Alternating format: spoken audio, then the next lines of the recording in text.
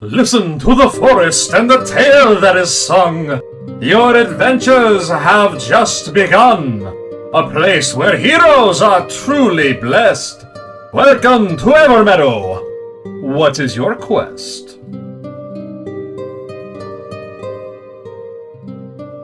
Captain's Log, 29th of Cloverton. By Seamus's lucky charms, we got swarmed by hungry Koopies who wanted to eat everyone on board in one agonizing buffet. And yet, Volrog managed to make a huge drumstick show up out of thin air with the Vreese's motivation, chucking it far out to sea so that half of the Koopies would chase the meal. The lovely ladies showed their fierce sides with 2 daggers and a feathery display, sending the rest back where they came from. Everyone's been putting their all into keeping the ship safe and sailing smoothly. Afterwards, I noticed that Sunny and Core went back up to the crow's nest. Seems she was whispering a lullaby to him. How sweet. Captain's Log, 30th of Cloverton.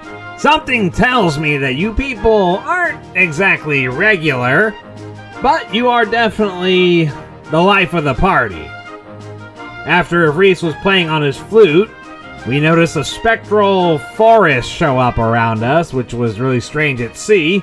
Xantara started belting out a song with her lover's help, and Core joining in the melody, with big bass Volrog motivating the crew to sing along. And Sunny, well, he did something with water and a rainbow appeared. You know what? It was a nice day. Captain's Log, 1st of Everbloom. Alright, so that weird vendor that looked like a puppet showed up again on the ship, this time selling some orb that had inscriptions on it. I don't know what the meaning of this is. I wouldn't have taken it if I were him, but Volrog insisted, so who am I to judge? Especially after the rest of the crew also helped out in preparing the meals for the day and making sure everything was shipshape. Captain's Log, 2nd of Everbloom. Well, today was pretty smooth sailing. I don't have too much to report. Well, except for the mystical visions that covered our eyes and, took us on a psychedelic trance as we were sailing. I mean, we didn't crash into anything, so I'll chalk it up as a win. Captain's Log, 3rd of Everbloom. We were attacked by fucking crabs. I repeat, attacked by fucking crabs. Thankfully, Xantara's new daggers came in handy and killed about 10 of them. Volrog crushed one with a hammer by just dropping it on the fucking thing. And then Core shot 2 of them from the crow's nest. We ate very well that night. And in retrospect, we probably didn't have a lot to worry about, but I'm starting to notice all these aquatic creatures seem to have a magenta-y glow in their eyes. It's gotta mean something. Let that just be my luck, right? Captain's Log, 4th of Everbloom. A chest showed up on Driftwood yet again, and it had a Vegamite bar, from what they told me, and a lot of platinum coins. Just keep it, guys. Don't worry about me. Captain's Log, 5th of Everbloom. We were stopped by yet again another ghost, but thankfully, as always, Volrog solved the puzzle and we were able to go smooth sailings to our destination. On the morn, we will be arriving in the Palm Isles. Hope everyone's got their swim trunks ready. Captain's Log, 6th of Everbloom. We made it to the Palm Isles. After we got off the ship, Sunny had a heartfelt chat with some guy named Harkana in a mask. Seems like he's the big kahuna around here. But that's not my business. If they need me, they know where to find me, and that is at the Hedgehog's Hammer Inn. I took what supplies I had and brought it to the mainland, and I already had a first customer by the time I got to the inn. Some man in slick-back orange hair and strange robes. By his tan skin, I would presume he probably is a native to this land. He's oddly charming, and I do enjoy the smile that he has. Perhaps I'll chat him up while I wait for the rest of the party to get here to sleep for the night. Well, who would have believed after all these years I would be seeing Sonny Alazarson after all this time. And of course, the boy is distressed. I mean, why wouldn't he be? I'm sure the boy has had many struggles in his time. Not everything can be airy up in here. After all, I am the spirit guide and the leader of the Paul Miles.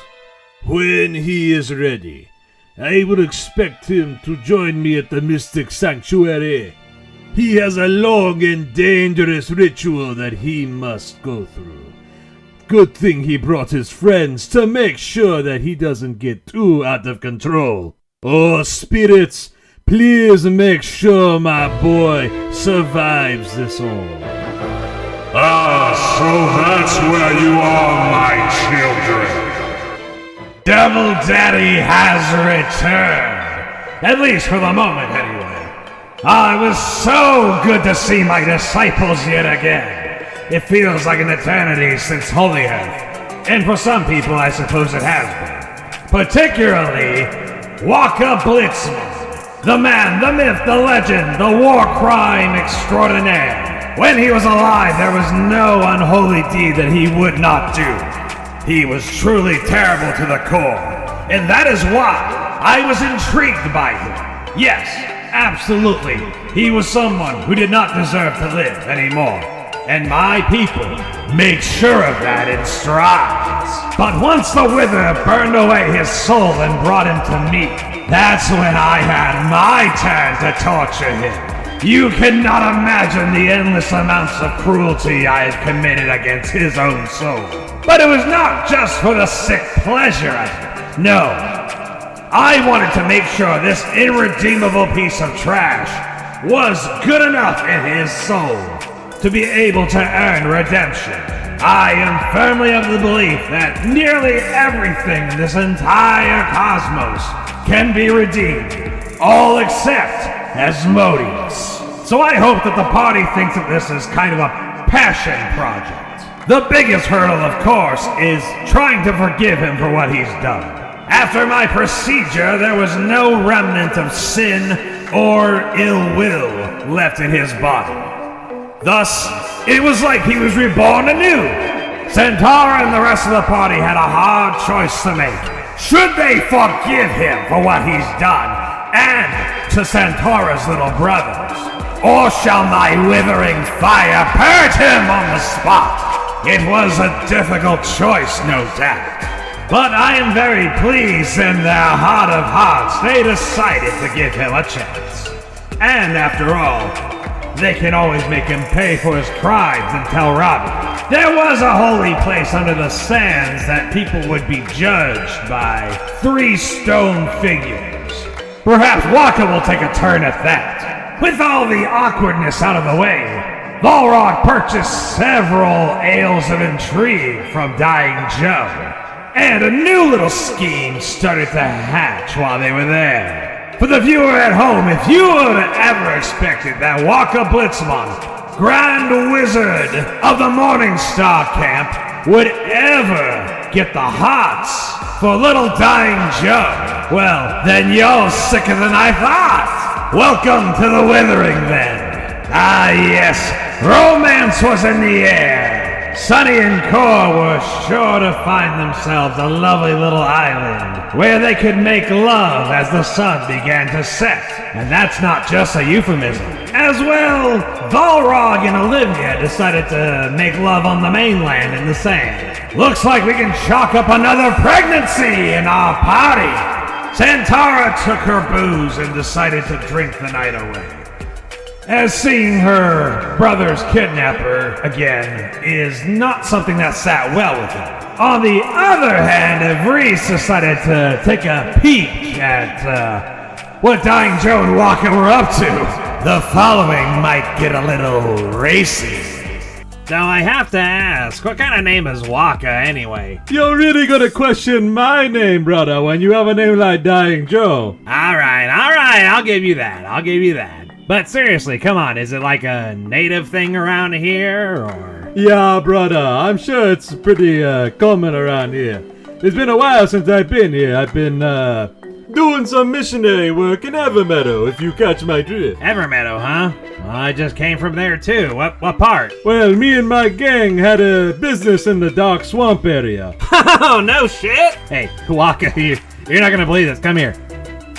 I'm from the Dark Swamp area too. Oh, this is a glorious day, brother! Yeah, and you know, I actually have a brother in the swamp too. He kind of made me like this. Like what, brother? So damn handsome? Waka, that's not very professional. Come on, brother. We're not in business yet. And besides, don't you want to, get a big tip? I hardly think that's necessary, Waka. I don't need your coin. I wasn't offering, brother. Oh, you. I'll tell you what, Joe. I've certainly met a lot of goblins in my time, but you seem to be a very unique one. Are you of the subspecies of, mind? What are you talking about, a mind goblin? The hell is that? I'll show you if you don't mind gobbling this cock, brother!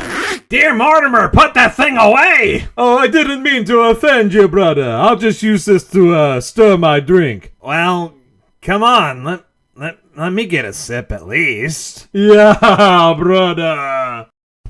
Oh, yeah, brother! Your moans are a symphony, brother! You got to handle my blitz balls, brother! Why are they so bumpy? Blitz ball! Oh, Dying Joe, that was amazing, brother! I've lived so many years with this curse. But you know, after a night like this, I'd say it's all been worth it. We have a lot more in common than we thought, yeah? Yeah, we both led great armies of people. Oh, mine are all dead, brother. Don't worry about that. And if you ever met them, you would have agreed. Would have been well deserved. Glad to not know him then. For me, I was part of a mercenary gang that was the most successful in the land. But after a while, I just couldn't do it anymore. I got so tired and worn out. You're good at doing that, brother. Thanks. Sometimes, you know, I wonder where they are now. Who can truly say, brother? But if we ever run into them again, I hope I'm by your side. And by the way, Dying Joe, can I interest you in the God of Famine? Only if we cuddle first. Don't worry about that, brother. And besides, Blitzball always has more than one round, eh? Good morning, my little daisy. Are you ready to get up, sleepyhead? Yo, sleepyhead! Joe!